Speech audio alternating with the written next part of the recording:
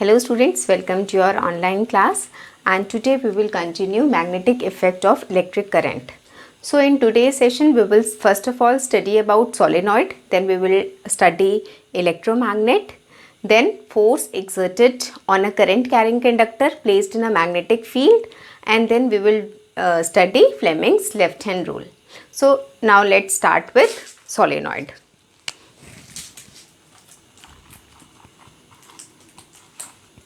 So first of all let's see what is solenoid.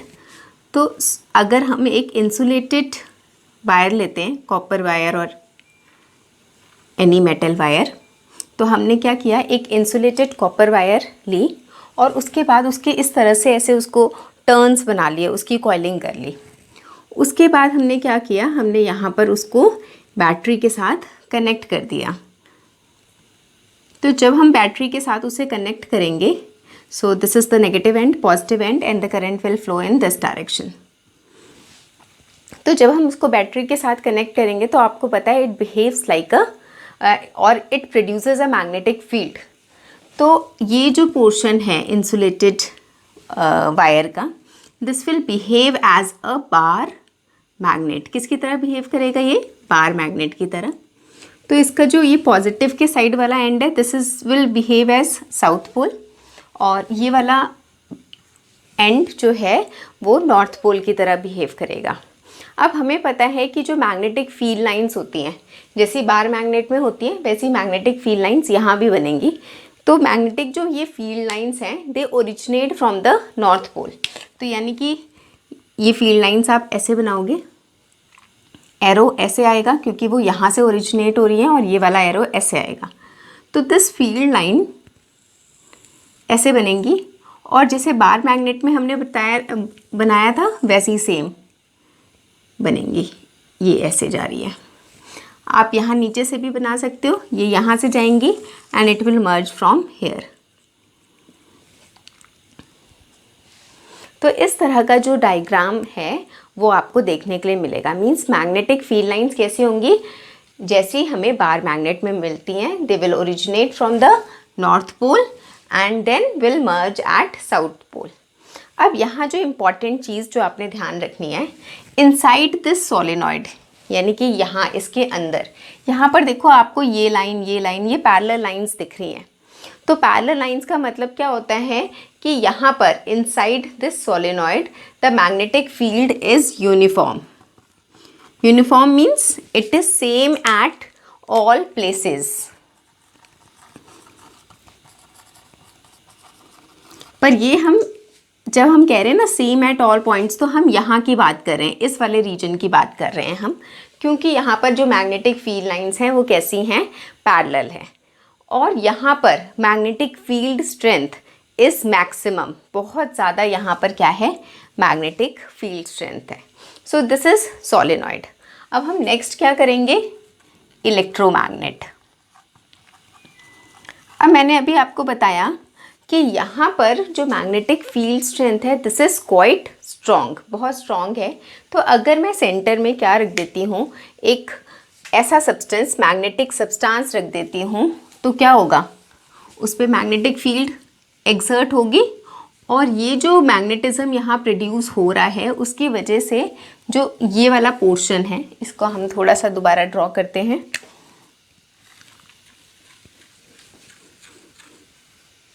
यहाँ पर हमने क्या किया, हमने यहाँ पर एक सॉफ्ट आयरन कोर यूज़ कर लिया. अब ये आयरन कोर है, this is not a magnet, but जब हम करंट पास करेंगे तो आपको पता है जब हम करंट पास करते हैं तो मैग्नेटिक फील्ड प्रोड्यूस होती है.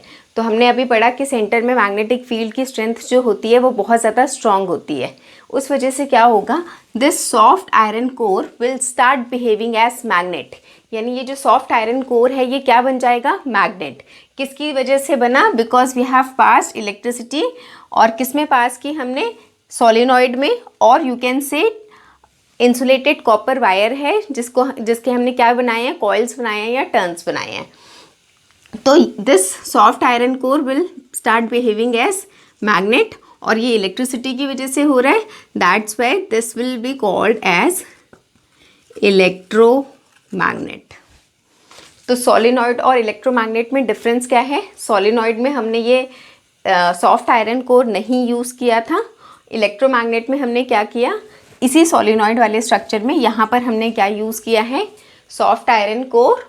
और जब हम इलेक्ट्रिसिटी पास करेंगे तो it will start behaving as magnet, और ये क्या बन जाएगा, अगर हम ये कह रहे हैं कि वो मैग्नेट बन जाएगा, किसकी वजह से बन रहा है, इलेक्ट्रिसिटी की वजह से बन रहा है, that's why it is called as electromagnet. So these are the two important topics. अब हम अपना थर्ड टॉपिक शुरू करते हैं।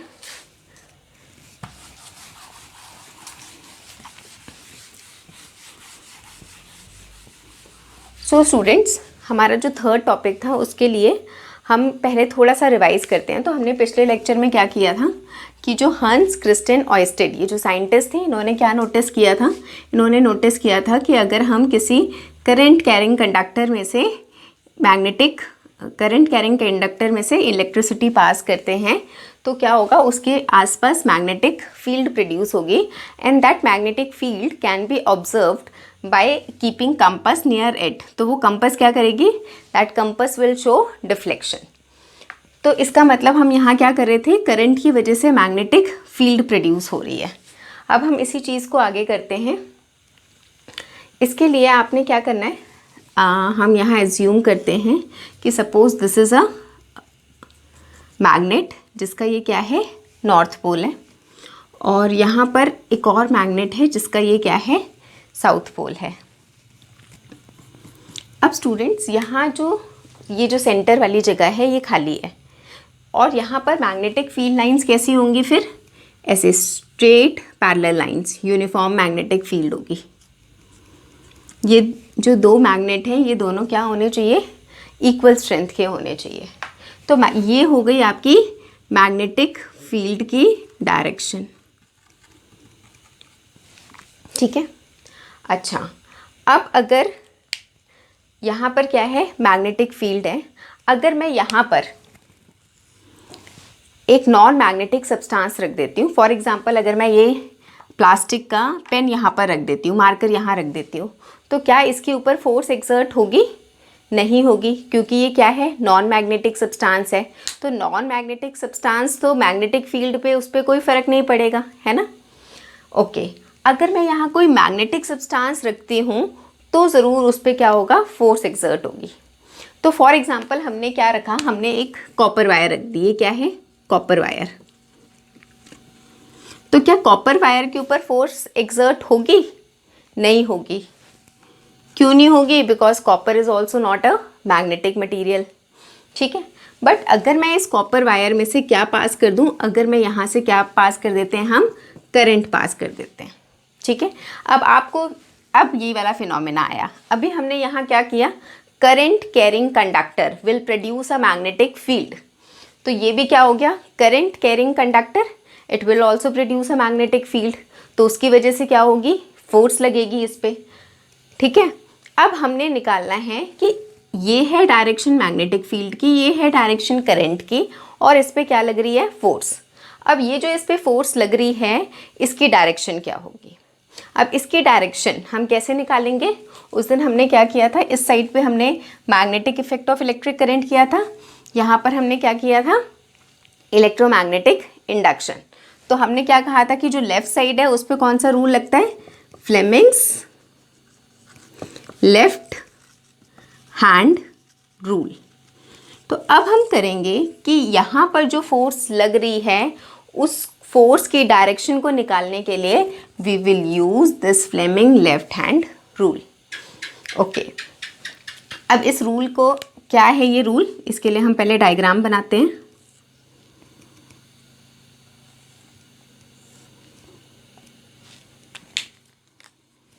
ये हमने बनाया, ये थंब बना लिया हमने, this is index finger, this is middle finger, और ये आपकी लास्ट की दो फिंगर्स, ठीक है।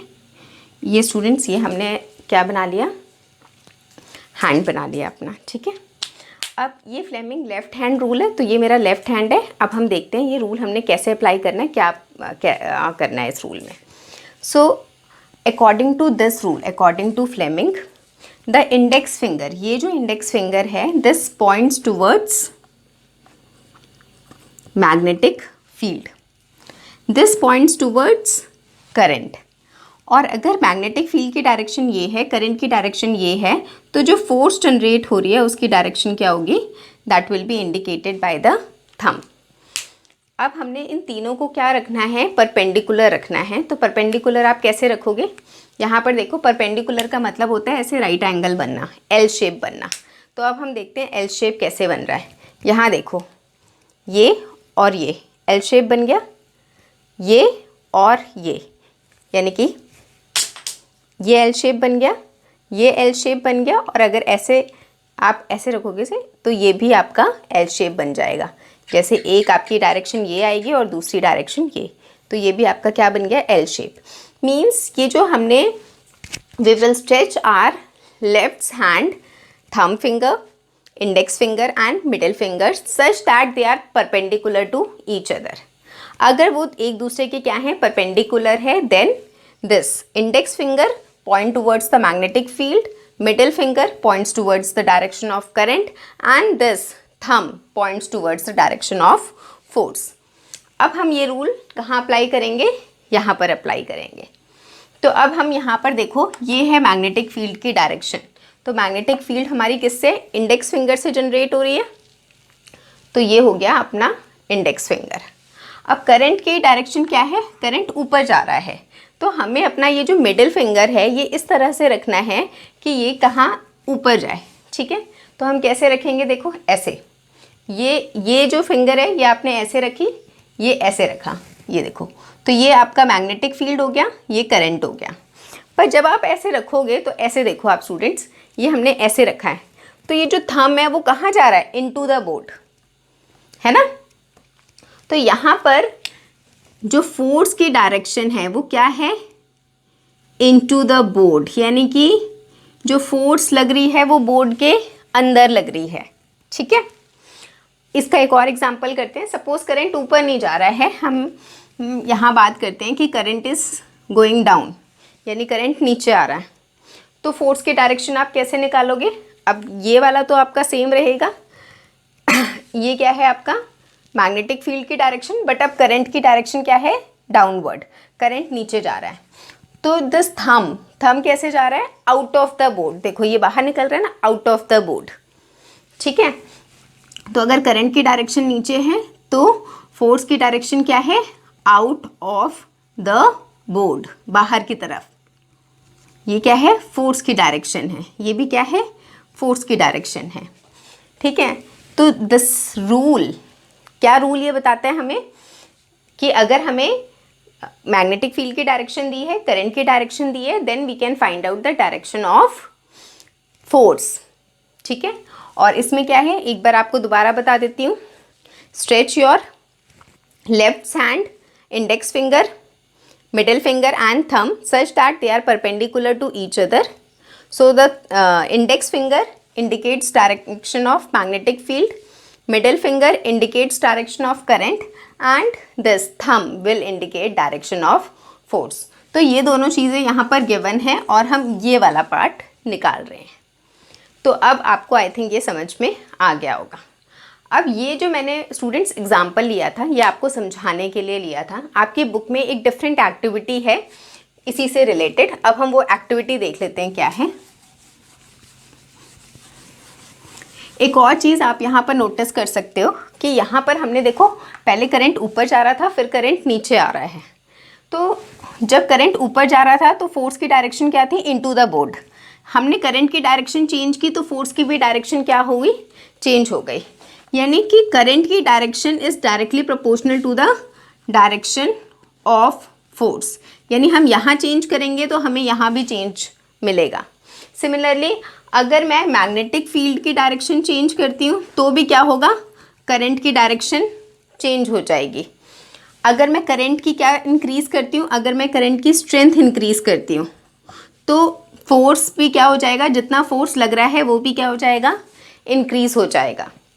अगर मैं मैग्नेटिक फील्ड की स्ट्रेंथ इंक्रीज करती हूँ तो भी फोर्स की अमाउंट क्या है, इंक्रीज हो जाएगी। तो ये जो फोर्स है इसकी डायरेक्शन भी डिपेंड करती है, करंट पे भी डिपेंड करती है, मैग्नेटिक फील्ड पे भी डिपेंड करती है, और इसकी जो स्ट्रेंथ है this is also directly proportional to the strength of current and strength of magnetic field. अब हम आपकी बुक वाली एक्टिविटी कर लेते हैं। तो अगर हम बुक वाली एक्टिविटी देखें तो यहाँ पर एक स्टैंड है, ऐसा डायग्राम है,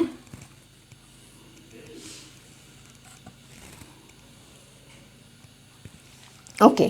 तो बुक में इन्होंने क्या किया है, दो यहाँ पर पहले हमने एक हॉर्स शू शेप्ड मैग्नेट ले लिया, ठीक है। सपोज ये इसका साउथ पोल है, ये इसका नॉर्थ पोल है। यहाँ हमने क्या ले ली, एक रॉड ले ली, एल्युमिनियम रॉड। क्या लिया हमने,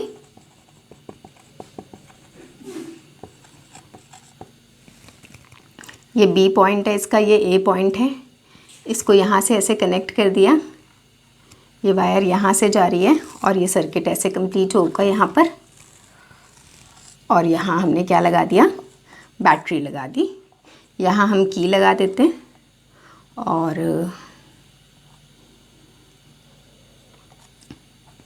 ये नेगेटिव एंड ये पॉजिटिव एंड। अब ये नेगेटिव है, ये पॉजिटिव है, ये नेगेटिव है, तो करंट की डायरेक्शन क्या होगी, इस तरह से। करंट यहाँ से जाएगा, ऐसे फ्लो करेगा। फिर ये एल्युमिनियम रॉड है तो करंट इसके थ्रू जाएगा, ऐसे जाएगा, और फिर यहाँ से सर्किट आपका कंप्लीट हो जाएगा। So this is the diagram which is given in your book for explaining this activity. या ये जो हमने बात की उसको एक्सप्लेन करने के लिए आपके बुक में ये वाला डायग्राम है। अब इसमें क्या होगा, जैसे ही हम करंट पास करेंगे, सेम केस है, देखो हमने क्या रखा है, मैग्नेट रखा है, मैग्नेट के बीच में क्या रखा है, एक करंट कैरिंग कंडक्टर, ओके, क्योंकि एल्युमिनियम रॉड है और इस पे से हम क्या पास कर रहे हैं, करंट पास कर रहे हैं। तो इस एल्युमिनियम रॉड पे क्या होगा, एल्युमिनियम रॉड पे फोर्स एक्सर्ट होगी, ठीक है। अब फोर्स की डायरेक्शन क्या होगी, जैसे यहाँ से अगर जा रहा है तो फोर्स की डायरेक्शन निकालने के लिए you can again use Fleming left hand rule. एक और चीज़ स्टूडेंट्स, इस फोर्स की स्ट्रेंथ सबसे ज़्यादा कब होती है, जब अभी मैंने बताया ये तीनों चीज़ें क्या हैं, 90 डिग्री पर हैं। तब 90 डिग्री पर जो फोर्स एक्सर्ट होती है दैट इज़ मैक्सिमम। तो हम क्या नोटिस करेंगे जब हम करंट पास करेंगे कि ये जो रॉड है, फोर्स लगने के कारण ये रॉड क्या हो गई, डिफ्लेक्ट हो गई। कौन सी पोजीशन पे डिफ्लेक्ट हो गई, let it be left deflect हो गई। यानी अगर करंट बी टू ए पास कर रहा है तो जो रॉड है, एल्युमिनियम रॉड जो है वो लेफ्ट में क्या हो गई, ऐसे लेफ्ट में शिफ्ट हो गई, ओके। अब हम क्या करेंगे, इसकी डायरेक्शन चेंज कर देते हैं, यहाँ नेगेटिव कर देते हैं, यहाँ पॉजिटिव कर देते हैं, तो ये सारी चीज़ें क्या हो जाएंगी, चेंज हो जाएंगी। तो हमने क्या देखा कि अगर हम यहाँ पर करंट की डायरेक्शन चेंज कर देते हैं, ये बी टू ए था, अब हम कर लेते हैं ए टू बी, तो अब ये जो एल्युमिनियम रॉड है this will shift towards right. Same observation हमारी यहाँ पर भी थी कि अगर हम करंट की डायरेक्शन चेंज करते हैं तो फोर्स की डायरेक्शन चेंज हो जाएगी।